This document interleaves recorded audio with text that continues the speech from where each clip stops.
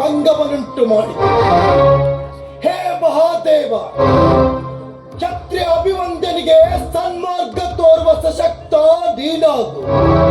ಇದು ಈ ಸ್ವರ್ಣ ರುದ್ರ ಮುನಿಯ ಸಂಕಲ್ಪ.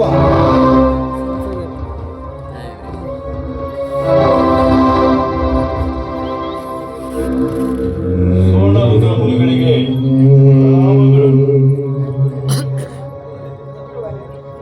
ಲೋಕ ವಿಖ್ಯಾತರಾದ ನಾವು ಶೋಕ ಸಾಗರದಲ್ಲಿ ಮುಳುಗುತ್ತಾ ಇದ್ದೇವೆ ಗುರುವೇ. ಮನಸ್ಸು ದುರ್ಬಲವಾದಾಗ ಮನುಷ್ಯ ನೆಮ್ಮದಿಯಿಂದ ಜೀವಿಸುವುದು ಕಷ್ಟ.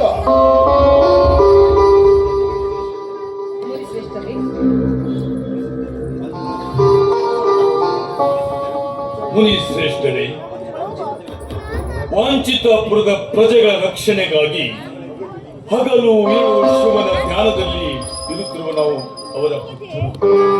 ನಮಗೆ ಯಾಕೆ ಈ ಶಿಕ್ಷೆ ಗುರುದೇವ? ಮಾಡಿದ ಕರ್ಮವೇ ನಿನಗೆ ತಕ್ಕ ಪ್ರಾಯಶ್ಚಿತ್ತ. ಏನು ಮಾಡಿದ ಕರ್ಮವೇ? ಶಿವ ಶಿವ, ಇದೆಂಥ ಅಪಸ್ವರ ನುಡಿ ಕೇಳ್ತಾ ಇದ್ದೇನೆ ಆಚಾರ್ಯರೇ.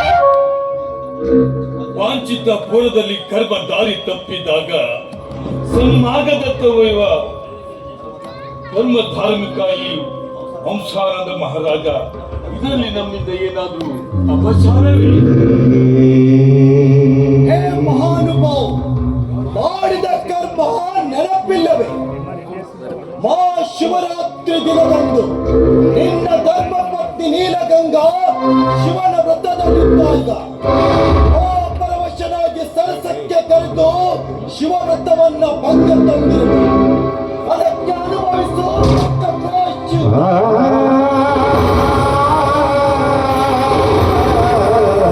ಗುರುವರ್ಯ, ಇದು ತಮಗೆ ಮಹಾಶಾಸ್ತ್ರಜ್ಞ ಮಹಾಜ್ಞಾನಿ ಈ ಸ್ವರ್ಣ ರುದ್ರ ಮುನಿಗೆ ಭೂತಕಾಲದಲ್ಲಿ ನಡೆಯುವ ಸನ್ನಿವೇಶ, ಭವಿಷ್ಯತ್ಕಾಲದಲ್ಲಿ ನಡೆಯುವ ಸನ್ನಿವೇಶ ಎಲ್ಲವೂ ಗೊತ್ತಾಗುತ್ತದೆ. ಇದು ಮಹಾ ತಪಸ್ಸಿನಿಂದ ಮಾತ್ರ ಸಾಧ್ಯ. ದೇವಾ, ದೇವಾ, ಸಾತ್ವಿಕ ರಾಜ ಹಂಸಾನಂದ, ಪ್ರಬುದ್ಧರಾದ ನಿನ್ನ ಸುತ್ತೆ ವರುಣಿಕಾ ಯೌವನದ ಸಾಗರದಲ್ಲಿ ಈಜುತ್ತಿದ್ದಾಳೆ. ತಪ್ಪಿದರೂ ದಡ ಸೇರುತ್ತಾಳೆ.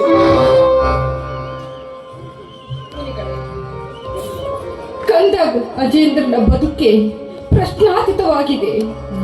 ಪರವಾಸಿಗಳ ವಿವೇಚನೆಯಲ್ಲಿ ಸಂಶಯ ಬೀಜ ಮೊಳಕೆ ಹೊಡೆದಿದೆ.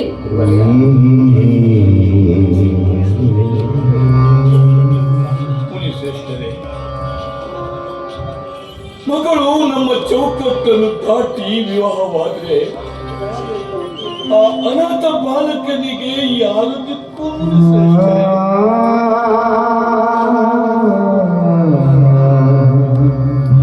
ಸುದ್ದಿ ವಿವಾಹವೇ ಬಾಲಕ ಅಜೇಂದ್ರನಿಗೆ ಕಂಟಕವಾಗಬಹುದು.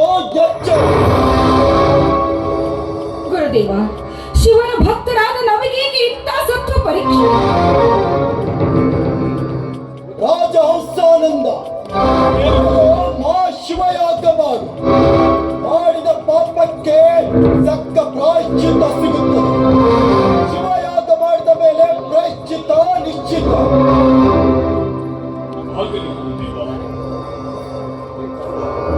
ಆಯುಷ್ಮಾನ್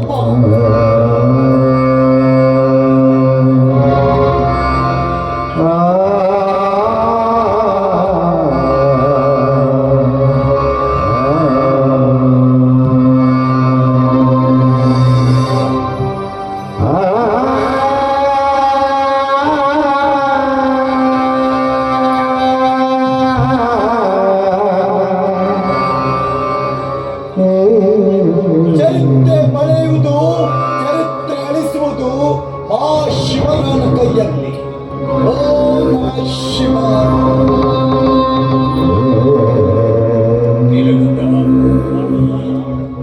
ನಮ್ಮ ಪ್ರಾಣ ಕೊಟ್ಟಾದರೂ ನಮ್ಮ ವಂಶ ರಕ್ಷಣೆ ನಾವು ಕಾಪಾಡೋಣ. ವಂಚಿತಪುರದ ಹಂಸಾನಂದ ಮಹಾರಾಜನ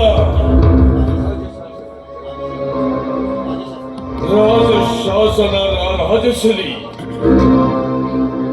ನಡೆ. ಮನಸ್ಸಿಗೆ ಕವಿದ ಕತ್ತಲೆಯ ಕಳೆಯಲು ಓ ಸುಂದರ ಗಿರಿಜಾ